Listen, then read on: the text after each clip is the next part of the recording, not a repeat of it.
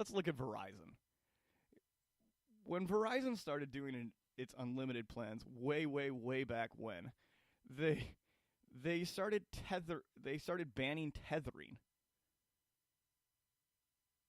What?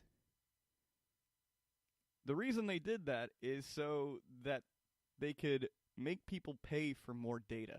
Do you remember when cell phone companies charged you for data? They still do. But, now you're paying like a flat fee a month for unlimited data until like 23 or 27 gigs. And that is just ridiculous to me. But you're managing now when you were paying for data back in the day, if you went over that 200 megabytes or 400 megabytes, keep in mind cell phones were a little slower back then, that you would have that issue. Oh my god, it's too much to even think about, and many corporations already do this. I'm using a top10.net as a source for this. Top 10 ridiculous examples of corporate greed. When companies use a bigger packaging and have less of the product that you're trying to consume. This is like candy bars and potato chips. Whenever you go to like a Wawa or a convenience store, 7-Eleven, they charge you like anywhere from $2 to $3 for a bag of chips, and you're only getting about 4 or 5 ounces of actual potato chips when the bag can hold like 20 ounces. It's just, what are you doing? You're just fucking over the consumer. Why is this a thing? Why does this constantly happen? Why are you just trying to save a buck? Do your CEOs really need that much extra money for the board members? It's just getting to a place where the corruption is just unintelligible. Where every single day you just look at the things being shoved in your face from every direction. You got billboards, you got the radio, you got TV. I swear to God, if you go to another country, you don't see a goddamn commercial for mesothelioma. Or in our local area, we have, if you throw a rock, you could hit a goddamn lawyer. It's just unbelievable how much products are being shoved down your throat every single day. Now, we don't have sponsors yet for this show, and, we would treat our sponsors and advertisers with great deal of respect as long as they show respect to us and the consumers. So when I'm looking for advertisers, we're going to look and trying to get the best possible products. We're not going to be like Alex Jones and sell you supplement products that turn your... We're not going to Charlie Sheen your ass and have you drink tiger's blood. It's just not going to happen. Personally, as I look through, all these different examples of corporate greed, I don't even want to talk about half of it because it's just so unbelievable, and it just leaves consumers at a place where we're just not happy anymore.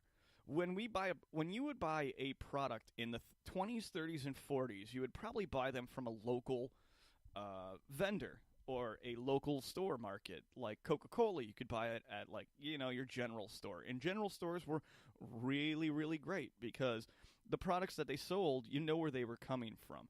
And they were usually locally sourced, and all the veggies are locally sourced. Now everything's mass transported or sent to you by a courier, from halfway across the country or from China, for that matter.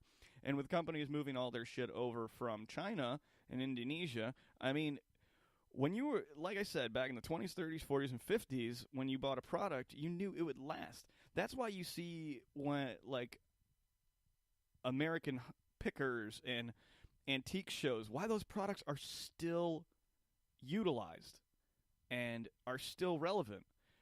Because if you were to buy something that was made of iron or some kind of magnificent metal from back in the day, they lasted. The products weren't cheap. Everything now is cheap. It's cost-cutting. It's just for you. It's just for the company to put the product in your hand. They don't care about you. They don't care about you at all. They care about your money. They care about fattening their pockets and they care less about you. If you don't believe me, go look at how much health insurance is nowadays. Back in the 50s, 60s, and 70s, you could buy a house and a car for less than 10 grand. Both those things. Gas was $1, $2 maybe in the 70s during the oil crisis, but it was a nightmare for them because people were making less and less money as the years go on. You could have a middle-class job. You could work as a secretary, or you could work as a business person, quote unquote, or you could work at the local grocery store and make enough money to support your family. Now, with inflation versus deflation, you just don't have a chance. I mean, my wife works 120 hours a month, which is a normal 40 hours a week, every single week, and we're doing okay.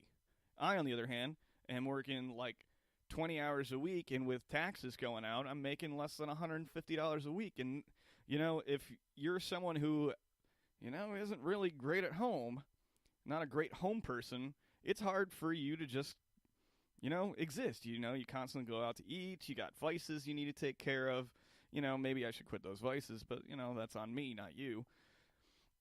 And you just see this. What happened to the American dream? Corporate greed. Corporate greed is the answer to those.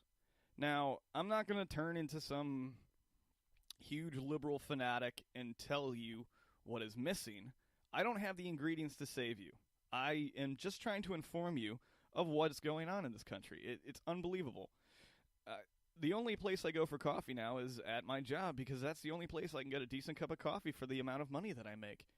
I desperately am trying to make it from paycheck to paycheck, just trying to exist, trying to do what is right, and it's like putting gas on my car is, 1/4 of my paycheck.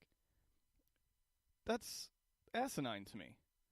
I mean, when does it stop to the point where it's okay to move forward? When does everyone get a piece of the American pie? It doesn't exist anymore. We're still waiting for the 40 acres and a mule. I'm just kidding. We're all just trying to get a piece of land and be happy and live our lives. But now, every single day, billions, I want to say billions of Americans are suffering just to make it, to the next paycheck. They're using cash advance scams. They're using some people on the internet asking you for bank account information. It happened to me last night.